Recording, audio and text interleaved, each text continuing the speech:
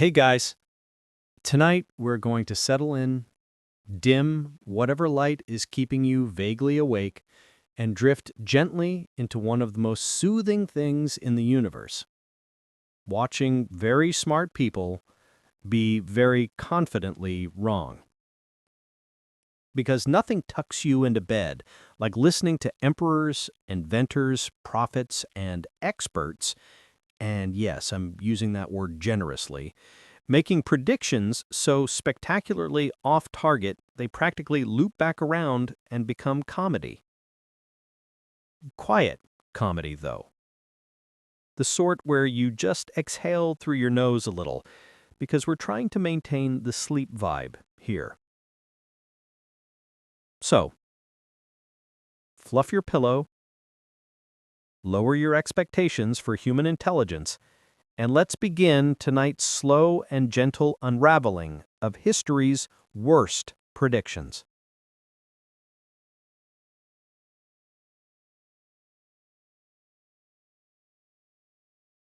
Take a breath. Sink in.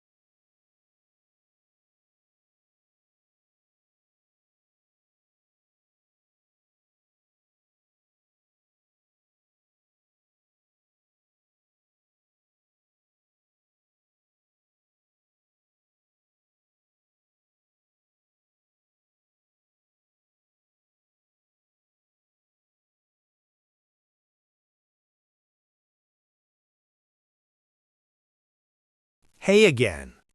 If you're still awake, which would honestly surprise me, welcome back to another slow, warm drift through human overconfidence. Tonight, we'll continue letting the gentle hum of misguided geniuses lull you toward sleep.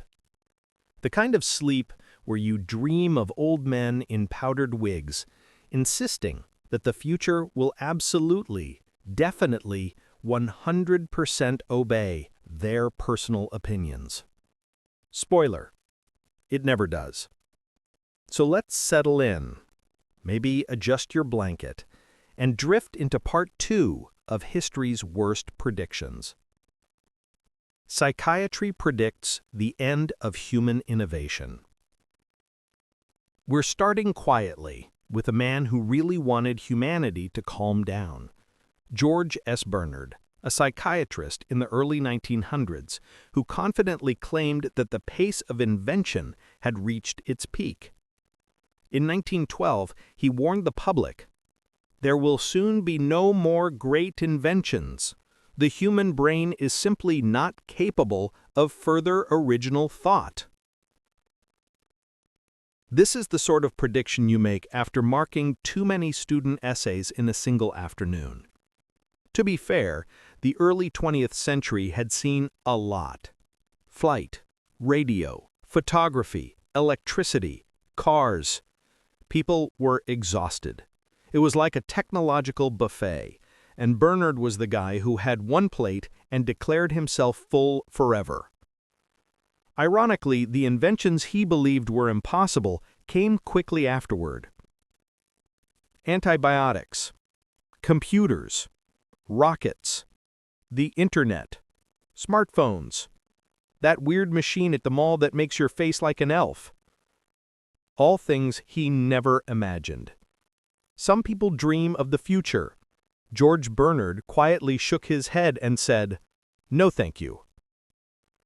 Let's drift over to the next softly glowing miscalculation. The astronomer who said space travel was silly.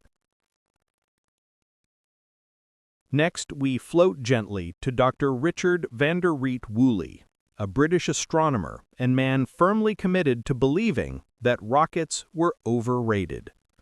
In 1956, he famously said, "Space travel is utter bilge." Bilge. Not unlikely. Not expensive, not complex. Bilge, as in the sludge at the bottom of a ship. He didn't stop there. Woolley also explained that humans simply wouldn't have the motivation to leave Earth. After all, what would they do up there? Float around? Look at stars. The exact job he already had? Unfortunately for Woolley, Yuri Gagarin orbited the Earth just a few years later, and the moon landing followed 13 years after his declaration of bilge. Woolley lived long enough to eat his words in the quiet, awkward way that scientists sometimes do, by politely ignoring them in future interviews. Let's keep floating. The flying cars no thanks crowd. Around the era, most experts were asked what the world would look like in the year 2000. One group of engineers gave a prediction that was not only wrong, but aggressively unimaginative. There will be no significant changes in transportation. They said this in 1949. Before commercial jets, before highways, before GPS, before literally everything we use to get anywhere. Their reasoning: people already have trains and cannot go much faster without serious discomfort. This seems to be a recurring theme in history. Experts assuming humans will explode if we exceed moderate speed. And yet, here we are, complaining that airplanes don't have enough legroom to fully enjoy our 550-mile-per-hour cruise across the planet.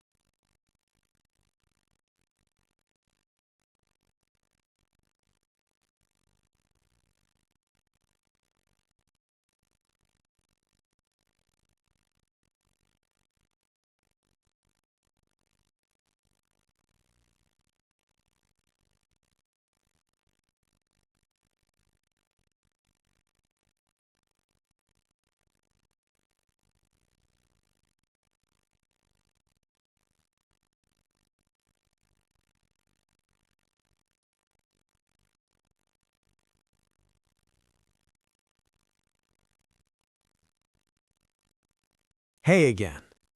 If your eyes are getting heavy by now, that's exactly the goal. We're just going to float deeper into the warm, cozy ocean of expert overconfidence. Those very calm, very serious men throughout history who looked straight at the future and completely misread it. So, take a breath. Let the room soften around you and drift with me into part 3. Tonight's soothing theme: people with fancy titles making predictions that aged like boiled cabbage.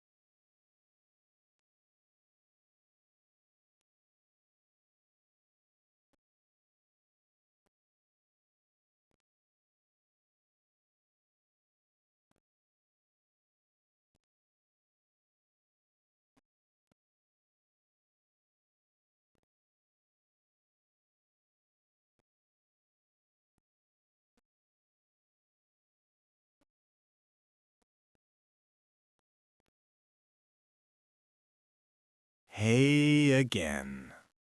If you've somehow drifted your way all the way to part 4, congratulations. You're either incredibly relaxed or incredibly committed to hearing about humans being wrong for multiple hours straight.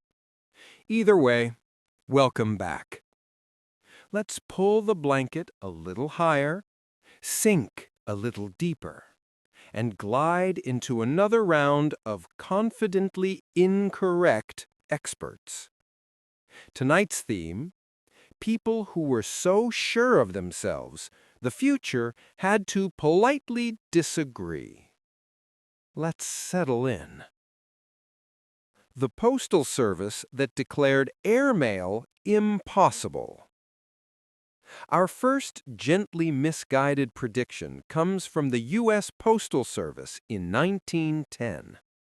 A committee of respected administrators reviewed the concept of airmail, letters delivered by airplanes, and declared with absolute certainty, airmail is impractical.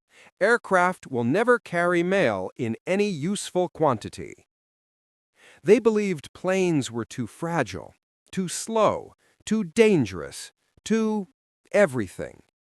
Which was understandable, since early pilots were basically skybound daredevils sitting inside flying lawn chairs. But within a few short years, airmail was everywhere. Planes zipped across the country. Pilots became heroes. Mailbags were tossed in and out of cockpits with dramatic flair. The Postal Service eventually adopted airmail, quietly, without fanfare, and definitely without publicly acknowledging their earlier prediction. But history remembers. Gently. Let's float onward. Electric cars will never work. The early automotive industry. In the early 1900s, electric cars were briefly popular. Quiet, clean, elegant. Basically the opposite of what cars became for the next century. Then experts weighed in. One automotive engineer confidently announced, "The electric car will never succeed. Batteries are a dead-end technology." To be fair, batteries were terrible at the time. Barely functional, heavy as anvils, the kind of thing that made the car move about 2 miles before sighing dramatically and giving up.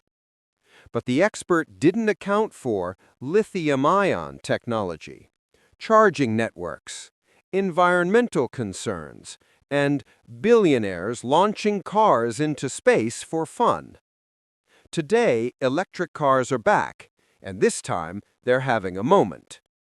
But the prediction lives on as a soothing reminder that short-term inconvenience often blinds experts to long-term inevitability. Float with me now to the next perfectly incorrect insight. The TV executive who said nobody wants color. When color television first appeared in the 1950s, one network executive made a surprisingly serene prediction. People will prefer black and white. It is simpler and less distracting. A charming thought. The same energy as someone insisting food tastes better if it's beige. His reasoning? Color is unnecessary.